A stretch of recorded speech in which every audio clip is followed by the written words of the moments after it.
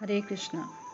श्री सुद्ध ऊचु अयम तत्कथामृष्ट पीयूष नद्यां मनोवारण क्लेश दावाग्निदग्धः तृषा आर्तो अवगाढ़ो न संस्मार्दावम न निष्क्रामति ब्रह्म संपन्नवत नः। अर्थात सिद्धगणों ने कहा, हे भगवान, हमारा मन रूपी हाथी क्लेश रूप दावानल से दग्ध होने के कारण तृष्णाओं से कातर रहता है, किंतु जिस समय हमारा मन आपकी कथा रूप विशुद्ध अमृतमयी सरिता में अवगाहन करता है, उस समय वह दावाग्नि तुल्य संसार क्लेश को भूल जाता है और भगवत सेवा संपत्ति से संपन्न व्यक्ति की भांति आपकी सेवा का परित्याग करके दूसरे विषयों में आविष्ट नहीं होता। यहाँ पर मन की तुलना हाथी से की गई है। जिस प्रकार हाथी में काम तृष्णा बहुत अधिक होती है, उसी प्रकार यह मन भी काम वासना से ग्रसित रहता है। इन वासनाओं के कारण व्यक्ति क्रोध, लोभ, मोह, मद, मात्सर्य से हमेशा जलता रहता है।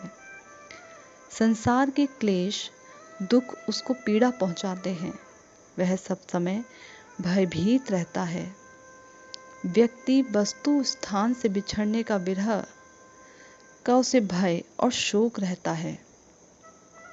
कभी वह अपने स्वजनों के वचनों से दुखी रहता है, तो कभी अभाव के कारण शोकाकुल रहता है। उस पर भी बीमारी और बुढ़ापा उसे अत्यंत कष्ट देते हैं। इस प्रकार एक जीवात्मा सब समय संसार रूपी दावानल में जलता रहता है।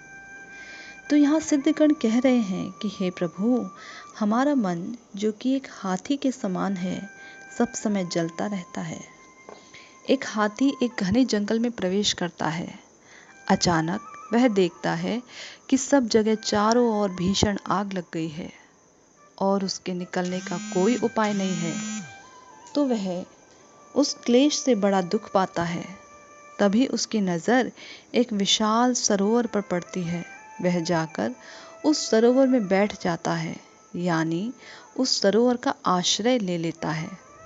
आश्रय लेते ही उस हाथी को अब ना तो कष्ट है, ना इस बात की चिंता कि जंगल में आग लगी है।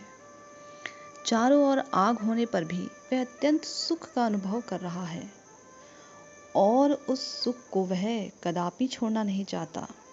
ठीक इसी प्रकार से ऐसा मन जो संसार के दावानल से दग्ध है, कुंठित है, दुखी है, वह जब भगवान की कथा रूपी सरोवर का आश्रय लेता है, तो वह संसार के क्लेश को भूल जाता है।